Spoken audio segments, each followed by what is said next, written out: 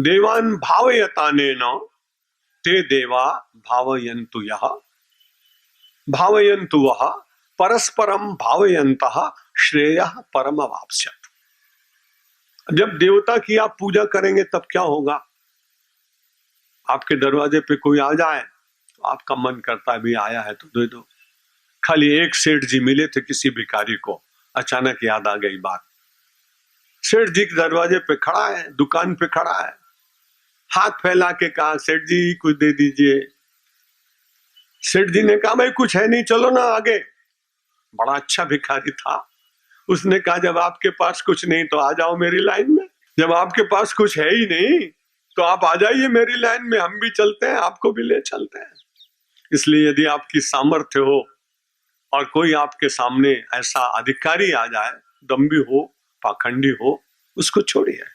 लेकिन वास्तविक आवश्यकता वाला कोई व्यक्ति आ जाए तो उसको जरूर दीजिएगा। एक महात्मा कहते थे कि उनका एक भक्त था कि कभी अतिथि कोई आ जाए तो भोजन कराता था। वो कहते थे महाराज बड़ा अच्छा हुआ अतिथि आया, भोजन कराया, लेकिन उसके बाद तत्काल मैं भोजन की थाली परस के बैठा ही था कि दूसरा अतिथि आ गया, मैंने उसको वो भोजन करा दिया। स्वामी जी ने पूछा अपने शिष्य से कैसा लगा? उसने कहा आज बहुत अच्छा लगा, अतिथि को भोजन करा के भूखा रहेगा उसमें मुझे बहुत आनंद आया और ऐसा लगा कि आज मेरे अतिथि यज्ञ की पूर्णता हुई। अतिथि आया उसको खिला दिए तो ठीक बात, लेकिन अतिथि को इतना दे दिया कि अपने पास बचा नहीं, और जिसमें जब बचता नहीं है तो परमात्मा उसकी बहुत चिंता करता है। ऐसे लोगों के पास तो वो योगक्षेमम वहाम्यहम की बात को पूरा ही करता है। निश्चित रूप से मेरे जीवन में भी पिछले 50 वर्ष में परमात्मा की विनम्र सेवा करने का अवसर जो मिला, उन्होंने ऐसी कई बार स्थितियां आई कि आगे क्या होगा, लेकिन पता नहीं कैसे वो पूर्ण होती है। वो मेरी अपनी व्यक्तिगत जीवन की बात है, मैं आपको कहूंगा नहीं। साधकों को अपनी सब बातें सबको कहनी भी नहीं चाहिए। तो देवान भावयतानेन, क्या बढ़िया बात कही भगवान ने, ऐसे डाल दिया तो ठीक है। एक आदमी को तो मैंने यज्ञ में आचार्य के द्वारा उसको पिटते हुए देखा। ब्रह्मचारी जीवन था, पढ़ता था गुरुकुल में, नैमिषारण्य में था, तो मेरा सहपाठी बड़ा उद्दंड था। यज्ञ में जब बिठाते तो उस समय मेवा अलग रखते, सामग्री अलग रखते, घी अलग रखते, अंधेरे में यज्ञ होता था, थोड़ा सूर्योदय से पूर्व। तो जब सब लोग स्वाहा करते तो जो मेवा वाली थाली थी उसने कहा ये मुझे दो। मैं समझ भी नहीं पाया, छोटी आयु थी। तो जब वो हम लोग स्वाहा करते तब वो अपना मुंह चादर में लपेट के भीतर मुंह में डालता मेवा और आहा बोलता। अब देवान भावयतानेन ते देवा भावयन्तु आहा, जैसी भावना होगी वैसा ही मिलेगा। दंड मिला उसको, बाद में उसको बड़ा शारीरिक रोग भी हो गया। इसलिए धार्मिक क्रिया करते समय प्रामाणिकता से जितना हो सके उतना ही करिएगा। दिखाने के लिए धर्म नहीं है। धर्म का आनंद तो भीतर प्राप्त होता है, वो थोड़ा से भी आचरण करेंगे तो मिलेगा। स्वल्पमप्यस्य धर्मस्य त्रायते महतो भयात्। धर्म का छोटे से छोटा आचरण आदमी को बहुत बड़े भय से बचाता है। श्रीमद् भगवद गीता ने कहा आप बड़े भावपूर्वक देवताओं को प्रसन्न करिए। यज्ञ देवता है ना, यज्ञो वही विष्णु हो।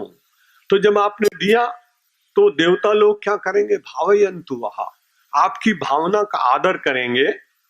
और फिर परस्परम भावयन्तः, आपने देवता को दिया, देवता आपको देगा। श्रेयः परमवाप्स्यथ, और हम सब लोग, हमारी संस्कृति में श्रेय शब्द बार बार याद दिलाया जाता है और धर्म का लक्षण भी बताया गया, यह तो अभ्युदय निश्चय सिद्धि सधर्मा। ऋषि ने उसका बड़ा संक्षिप्त वर्णन किया कि जिन आचरणों के द्वारा व्यक्ति को लौकिक लाभ होता हो और जिन आचरणों के द्वारा लौकिक लाभ से हटकर पारमार्थिक लाभ श्रेय मिलता हो, सधर्म। दूसरे धर्म बहुत अच्छे होंगे, मुझे उनकी आलोचना करने का अधिकार नहीं, लेकिन जब उनके यहाँ रिबर्थ, रीइंकार्नेशन, पुनर्जन्म है ही नहीं, तब उनकी बड़ी कठिनाई। तब वो विचार ही नहीं कर सकते हैं कि श्रेय कुछ होता है। वो केवल प्रेम में ही पूरा जीवन व्यतीत करते हैं और बड़े अच्छे दिखाई पड़ते हैं वो धर्मावलंबी कि जिनका दूसरी बार जन्म नहीं होता, और बड़े अच्छे दिखाई पड़ते हैं आधुनिक नेता क्योंकि वो बड़ा अच्छा लाभ लेते हैं। मैं भादरवा नाम के गांव में बड़ौदा जिले में बहुत वर्ष पूर्व गया। ये वृद्ध माताएं बड़ी अच्छी हैं जो पुराने गीत गाती हैं। मेरे स्वागत में उन्होंने गाया, आज नो लावो लीजिए रे काले कोने डिठी। उन माताओं ने गाया कि आज का लाभ लो, कल किसने देखा है। कितना मन में विश्वास है कि अपने क्षण का सदुपयोग करना चाहिए। लेकिन वो माताएं तो गाती रह गई, राजनीति वाले ने ले लिया ये पंक्ति, आज नो लाओ लीजिए रे काले कोने डिठी। इसी प्रकार से जब दूसरे धर्मावलंबी ऐसा ही सोचते हैं कि जीवन मिला है, जितना उपभोग करना वो करो, अर्थ और काम में ही पूरा जीवन समाप्त हो जाता है। लेकिन यहाँ तो आवश्यकता पड़े तो भामाशाह अपना पूरी संपत्ति दे देता है। आवश्यकता पड़े तो रंथदेव अपनी थाली उठा के देते हैं। आवश्यकता पड़ती है तो महर्षि दधीच अपने पूरे शरीर का दान करते हैं। आवश्यकता पड़ती है तो यहाँ का व्यक्ति भूखा रहकर भी अपने अतिथि का सत्कार करता है।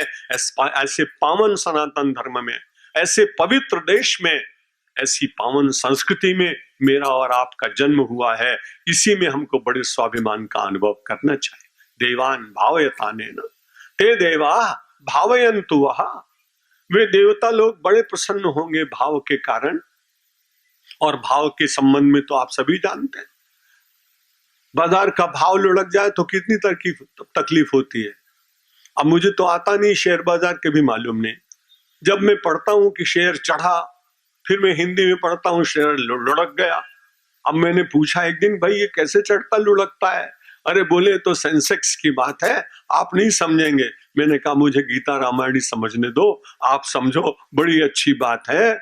तो भाव के द्वारा तो लोगों के बाजार चले जाते हैं, लोगों की संपत्ति कम हो जाती है, और भाव से बड़े लोग प्रसन्न हो जाते हैं। एक भाई ने मुझे कल कहा, 1 लाख रुपए बीघे की जमीन ली थी महाराज, भगवान की बड़ी कृपा हुई, अब तो 1 करोड़ रुपए बीघे में जाएगी। अब यहां भी भाव बढ़ रहा है, तो यदि वो भाव भगवान के प्रति बढ़ जाए तो निश्चित रूप से भगवान बड़े प्रसन्न होते हैं। पिछली बार वो भजन गाया था मैंने, भाव का भूखा हूं मैं और भाव ही बस सार है, भाव से मुझको भजे तो भव से बेड़ा पार है। भव सागर से पार जाने के लिए ये भाव जो है, भावना जो है, श्रद्धा है, आस्था है, ये वास्तव में एक नौका के तुल्य है। वे देवता आपके उस भाव से प्रसन्न होंगे और परस्परम भावयन्तः, फिर हम परस्पर देवता के साथ संबंध स्थापित करेंगे। और जब परस्पर संबंध स्थापित होता है तो उस परस्परता के ऐक्य के कारण मानव को बहुत कुछ अनजाने ही मिल जाता है। एक व्यक्ति रोज राजा को प्रणाम करने के लिए जाता था, कभी उसने कुछ मांगा ही नहीं, जाता और एक फूल चढ़ा देता और पीछे पीछे लौटता, पीठ न दिखाता। वो सन्यासी हुए थे, मुझे मिले थे ऋषिकेश, तो उन्होंने बताया कि महाराज मैंने कभी कुछ अपने राजा को मांगा नहीं, लेकिन केवल एक पुष्प चढ़ाता था। 1-2 महीने हो गए तो उन्होंने मुझे बुलाया और कहा कि तुम आते हो पर कुछ मांगते नहीं हो। उसने कहा मैं सोचता था मैं नहीं मांगूंगा, एक दिन आप मुझसे जब कहेंगे कुछ चाहिए तो मैं अपनी आवश्यकता आपको बता दूंगा। तो मैं 2 महीने से कुछ काम नहीं है, तो उसने बड़ी अच्छी उसको नौकरी दे दी।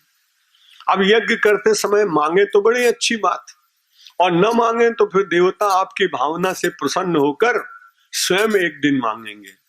अगर हम भगवान से मांगने लगे तो हम थोड़ा मांगेंगे, क्योंकि हमारी कितनी शक्ति। लेकिन भगवान ही यदि कभी प्रसन्न हो जाए और उस समय आपके मन में शायद त्रिलोकी के संपूर्ण सुखों को प्राप्त करने की इच्छा हो, तो भगवान अपने आप उसको दे देगा, और देते समय ये भी कह देगा कि नश्वर है, सावधान रहना। इसलिए संपत्ति को प्राप्त करते समय सद्बुद्धि मिले तो समझ लेना अप्रत्यक्ष रूप से किसी देवता ने आपको सावधान किया है, आपको मार्ग बताया है। देवा भावयतानेन ते देवा भावयन्तु वह, और उसके बाद कहा परस्परम भावयंता। एक महापुरुष गुजरात में हो गए, उन्होंने एक नया मंत्र दिया, पूज्य रंग अवधूत महाराज ने, परस्पर देवो भव। जब मैं नारेश्वर गया तो उनकी कुटी पर लिखा था। मुझे उनके दर्शन भारतवर्ष में नहीं हुए। जाम्बिया में जाम्बेजी नाम की एक रिवर है, और मैं वहां लुसाका में प्रवचन कर रहा था उन दिनों में। महाराज पहली बार, एक ही बार शायद विदेश गए होंगे, तो वहां उनकी पर्णकुटीर बनाई गई थी। यश तो मैंने बहुत पहले से उनका सुन रखा था, तब मैं उनके दर्शन करने के लिए गया। उन्होंने अपनी पुस्तकें मुझे दी। बाद में मैं नारेश्वर भी गया उनके पावन दर्शन करने के लिए। ये वाक्य मुझे बहुत अच्छा लगा, परस्पर देवो भव। जब एक दूसरे को देवता मानेंगे तो झगड़ा होगा क्या? जब देवता मानेंगे तो देने की इच्छा अपने आप होगी कि नहीं? क्योंकि जितने देवता हैं, आकाश देवता है, पृथ्वी देवता है, पवन देवता है, सूर्य देवता है, चंद्रमा देवता है, नक्षत्र देवता है, ये सब बिना मांगे देते हैं कि नहीं? सूर्य भगवान अपने आप दे रहा है, चंद्रमा अपने आप शीतल किरण दे रहा है, आकाश में से जाते हुए शब्द फिर आपके जीवन का रक्षण करते हैं। अभी पिछले वर्ष में विवेकानंद जी का एक कैसेट में जो वो बोले थे, वहां किसी वैज्ञानिक ने उनकी पूरी की पूरी वो पहली स्पीच और फिर से कहीं से पकड़ी है आकाश में, मुझे सुनने का अवसर मिला। रामकृष्ण मिशन के किसी सन्यासी ने दिया। प्रयत्न ये हो रहा है कि 2-4-10 वर्ष में भगवान श्री कृष्ण की वाणी जो कुरुक्षेत्र में वो बोले थे उनको पकड़ा जाए। असंभव लग रहा है, लेकिन वैज्ञानिक प्रयत्न करते हैं। ऐसे प्रयत्नों की वंदना भी होनी चाहिए, अच्छी बात। तो देवता लोग प्रसन्न हो जाते हैं और फिर परस्पर हम सब लोगों का संबंध अच्छा होता है।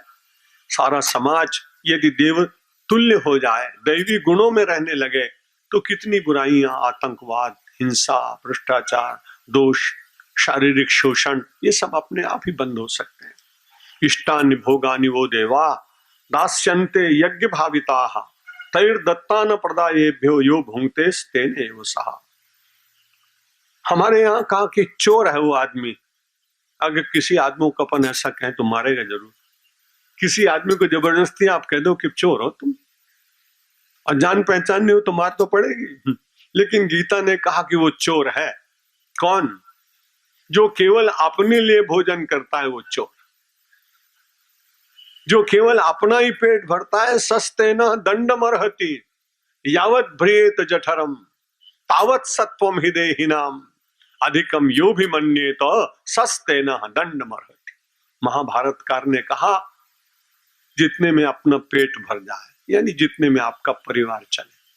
हम उसकी नई व्याख्या करते हैं, जितने में आपका परिवार चले, जितने में आपके मित्रों की कुछ मदद हो जाए, जितना तो थोड़ा सा भविष्य के लिए बचा लें, उतना रखने के बाद फिर उस पर आपका अधिकार नहीं। वो समाज देवता को अर्पित करेंगे तो समाज आपके साथ जुड़ेगा। आवश्यकता पड़ेगी तो वो भी आपके पास अपने आप अपने सहायता देने के लिए आ जाए। इसलिए जब भी कभी धरती कंप आते हैं, अतिवृष्टि होती है, अनावृष्टि होती है, उससे लोगों को कष्ट तो होता है, लेकिन उस समय हमें अपने सद्गुणों को जागृत करने का परमात्मा अवसर भी देते हैं कि हम जाते हैं, भूकंप से पीड़ितों की सेवा करते हैं, जो फंस गए हैं बाढ़ में, पानी में, उनको निकालने की चेष्टा करते हैं, उनके छोटे छोटे मकान बनाते हैं।